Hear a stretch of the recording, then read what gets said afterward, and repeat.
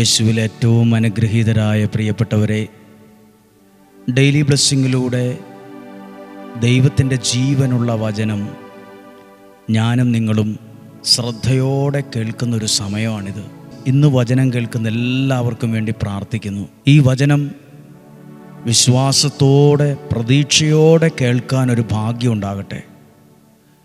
നിങ്ങൾ ഞങ്ങൾക്ക് വേണ്ടിയും പ്രാർത്ഥിക്കണം. ദൈവവചനം പറയാൻ ഇങ്ങനെയൊരു സ്ഥലം ദൈവം ഒരുക്കിയതിന് നമുക്ക് ദൈവത്തോട് നന്ദി പറയാം.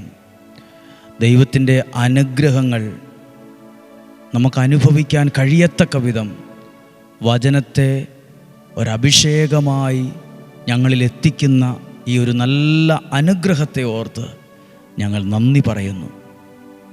നിങ്ങൾക്കെല്ലാവർക്കും വേണ്ടി പ്രാർത്ഥിക്കാം. ഒരു നിമിഷം കർത്താവേ, ഈ നാളുകളിൽ ദൈവത്തിൻ്റെ വചനം ലോകത്തിൻ്റെ ഏത് ഭാഗത്തേത് രാജ്യത്തിരുന്നാകട്ടെ കേൾക്കുന്നത്, എല്ലാവരെയും അനുഗ്രഹിക്കണമേ, എല്ലാവരെയും സഹായിക്കണമേ.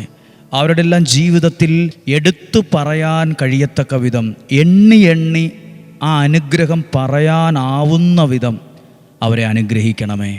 ആമേൻ. പ്രതീക്ഷയോടെ നമുക്ക് ഈ വചനം കേൾക്കാം. സങ്കീർത്തനം 127 അധ്യായം 3-4 വാക്യങ്ങളൊന്ന് വായിക്കുകയാണ്. എല്ലാ യുവതി യുവാക്കൾ മക്കൾ എല്ലാവരും ഈ വചനം കേൾക്കാനിടയാകട്ടെ. 127:3 കർത്താവിൻ്റെ ദാനമാണ് മക്കൾ, ഉദരഫലം ഒരു സമ്മാനവും. മക്കൾ ഒരു ദാനമാണ്, അതോടൊപ്പം ഒരു സമ്മാനമാണ്, ഒരനുഗ്രഹവുമാണ്. എഴുതിയിട്ടുണ്ട്, കർത്താവിൻ്റെ ദാനമാണ് മക്കൾ. ഒത്തിരി പേർ വിവാഹം കഴിഞ്ഞു തലമുറയില്ലാതെ ഭാരപ്പെടുന്നവരുണ്ട്. ഇന്ന് പ്രാർത്ഥിച്ച്, കർത്താവേ, അങ്ങയുടെ ദാനമായ മക്കളെ നൽകി ഞങ്ങളെ അനുഗ്രഹിക്കണമേ. കഴിവുള്ള, ബുദ്ധിയുള്ള, ആരോഗ്യമുള്ള, ദൈവാനുഗ്രഹമുള്ള തലമുറകൾ ഉണ്ടാകുവാൻ വേണ്ടി പ്രാർത്ഥിച്ച്. ദൈവത്തിൻ്റെ ദാനമാണ് മക്കൾ. കുഞ്ഞുങ്ങളോടൊക്കെ പറയട്ടെ, ഇത് ദൈവാനുഗ്രഹമാണ്. നിങ്ങളിലൂടെ നിങ്ങളുടെ വീട് അനുഗ്രഹിക്കപ്പെടണം. നിങ്ങൾ ലക്ഷ്യസ്ഥാനത്തെത്തണം. ദൈവാനുഗ്രഹത്തോടെ ജീവിക്കണം. നല്ല സ്വഭാവം ഉള്ളവരായി മാറണം. നല്ല വ്യക്തിത്വമുള്ളവരായി മാറണം. നല്ല ധൈര്യമുള്ളവരായി മാറണം. നല്ല ശക്തരായി നിങ്ങൾ മാറണം. ദൈവത്തിൻ്റെ ദാനമാണ് മക്കൾ. ഉദരഫലം ദൈവത്തിൻ്റെ സമ്മാനമാണ്. അത് ദൈവം നൽകുന്ന സമ്മാനമാണ്. 4-ാമത്തെ വാക്യം, യൗവനത്തിൽ ജനിക്കുന്ന മക്കൾ യുദ്ധവീരൻ്റെ കയ്യിലെ അസ്ത്രങ്ങൾ പോലെയാണ്. യുദ്ധവീരൻ്റെ കയ്യിലെ അസ്ത്രം, യുദ്ധം ചെയ്യുന്നൊരു പട്ടാളക്കാരൻ്റെ കയ്യിലെ അസ്ത്രമെന്ന് മാത്രമല്ല എഴുതിയിട്ടുള്ളത്. യുദ്ധവീരൻ, അതിൽ എക്സ്പീരിയൻസ് ഉള്ള, തഴക്കവും പഴക്കവുമുള്ള ആളെയാണ് യുദ്ധവീരൻ. അതിൽ യുദ്ധം ചെയ്യുന്ന കാര്യത്തിൽ ഏറ്റവും മുൻപന്തിയിൽ നിൽക്കുന്നവൻ. യുദ്ധവീരൻ്റെ കയ്യിലെ അസ്ത്രം പോലെയാണ്. ദൈവാനുഗ്രഹമുള്ള മക്കൾ, അല്ലെങ്കിൽ യൗവനത്തിൽ ജനിക്കുന്ന മക്കൾ യുദ്ധവീരൻ്റെ കയ്യിലെ അസ്ത്രം പോലെയാണ്. ഞാൻ കുറേ പ്രാവശ്യം ഇത് ചിന്തിച്ചു, കുറേ പ്രാവശ്യം വായിച്ചു, പല കാര്യങ്ങളും മനസ്സിലാക്കി. എങ്ങനെയാണിത് വ്യാഖ്യാനിക്കേണ്ടതെന്ന് ഞാനിങ്ങനെ കുറേ പ്രാവശ്യം തലങ്ങും വിലങ്ങും ചിന്തിച്ചു. എൻ്റെ മനസ്സിൽ വന്ന ഒരു കാര്യം നിങ്ങളോട് പറയാം. യുദ്ധവീരൻ്റെ കയ്യിലെ അസ്ത്രത്തിനൊരു പ്രത്യേകതയുണ്ട്. അത് ലക്ഷ്യത്തിലെത്തും, ഉന്നം തെറ്റിപ്പോവുകയില്ല. അത് എവിടെയാണോ ലക്ഷ്യം കണ്ടത്, അത് ആ പോയിന്റിൽ തന്നെ എത്തും. അത് വഴി തെറ്റി എങ്ങോട്ടേലും പോവില്ല. അത് ലക്ഷ്യസ്ഥാനത്ത് എത്തും. ആ വാക്കെന്ന് പറഞ്ഞ്, ലക്ഷ്യസ്ഥാനത്ത്. ദൈവാനുഗ്രഹം ഉണ്ടെങ്കിൽ നിങ്ങളുടെ ഭാവി, നിങ്ങളുടെ ജീവിതം എങ്ങോട്ടേലുമായി പോകത്തില്ല. നിങ്ങൾ മനസ്സിൽ കണ്ട ആ സ്ഥലത്ത് നിങ്ങളുടെ ജീവിതം എത്തും. യുദ്ധവീരൻ്റെ കയ്യിലെ അസ്ത്രം പോലെയാണ് ദൈവാനുഗ്രഹമുള്ള മക്കൾ. ലക്ഷ്യസ്ഥാനത്തെത്തും. ഞാനതിന് ഉദാഹരണം പറയാം. ഇപ്പോൾ ഒരു കൊച്ചു പറയുവാന്നിരിക്കുക, എനിക്ക് ഡോക്ടറാകണമെന്ന് ആഗ്രഹം, എനിക്ക് നേഴ്സാകണമെന്ന് ആഗ്രഹം, എനിക്കൊരു പൈലറ്റ് ആകണമെന്ന് ആഗ്രഹം. അതൊരാഗ്രഹം, ദൈവം തന്നൊരാഗ്രഹമായിരിക്കും. ആ ലക്ഷ്യത്തിൽ തന്നെ എത്തും. എപ്പോഴെങ്കിലുമല്ല, ആ അനുവദിക്കപ്പെട്ട സമയത്ത് തന്നെ. നല്ല പ്രായത്തിൽ തന്നെ. ഒരാൾ എന്നോട് പറഞ്ഞു, എനിക്ക് എയർ ഹോസ്റ്റസായി ജോലി ചെയ്യാനാണ് ഇഷ്ടം, വീട്ടിൽ ആർക്കും താല്പര്യമില്ല. നിങ്ങളുടെ മനസ്സിൽ ദൈവം എവിടെ എത്തണമെന്നാണോ ലക്ഷ്യം തന്നിരിക്കുന്നത്, അയ്യോ അതെത്താൻ പറ്റുമോ, സാമ്പത്തികം അനുവദിക്കുമോ, അതൊക്കെ ഞങ്ങളെ കൊണ്ട് കഴിയുമോ, ഇങ്ങനൊന്നും ചിന്തിക്കേണ്ട.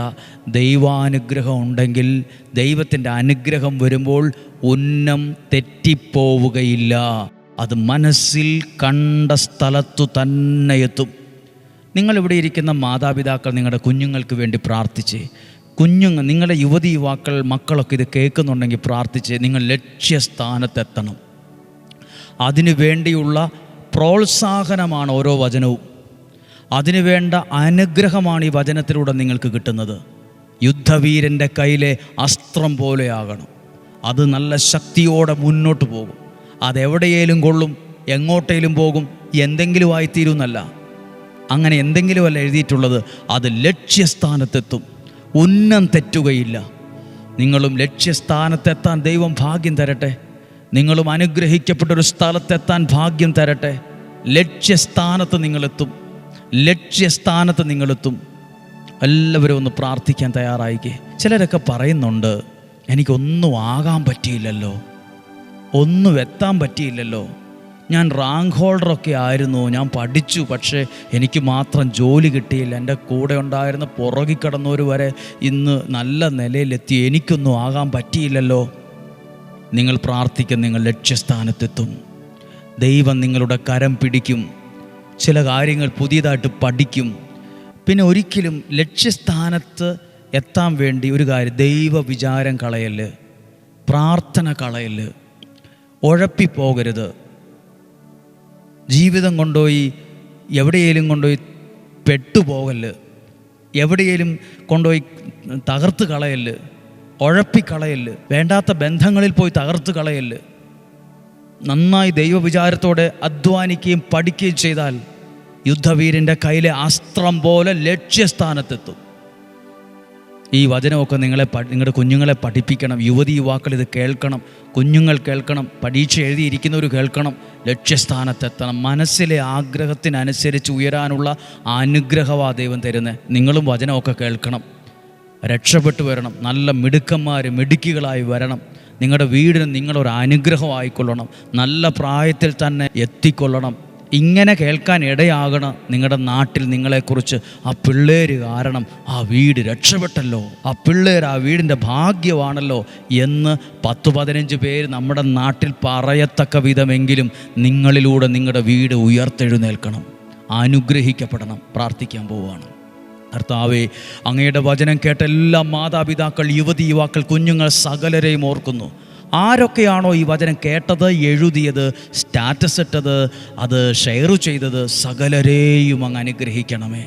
രോഗങ്ങൾ, അപകടങ്ങൾ, ദുർമരണങ്ങൾ, മൂപ്പെത്താത്ത മരണങ്ങൾ, ചതികളിൽ നിന്നും, വഞ്ചനയിൽ നിന്നും, നിരാശയിൽ നിന്നും, കുറ്റബോധത്തിൽ നിന്നും ഞങ്ങളെ സൂക്ഷിക്കണമേ. ദീർഘായുസ്സും ആരോഗ്യവും തരണമേ, സന്തോഷവും സമാധാനവും തരണമേ, നിലനിൽക്കുന്ന ഐശ്വര്യം തരണമേ, ആരോഗ്യമുള്ള ശരീരം തരണമേ.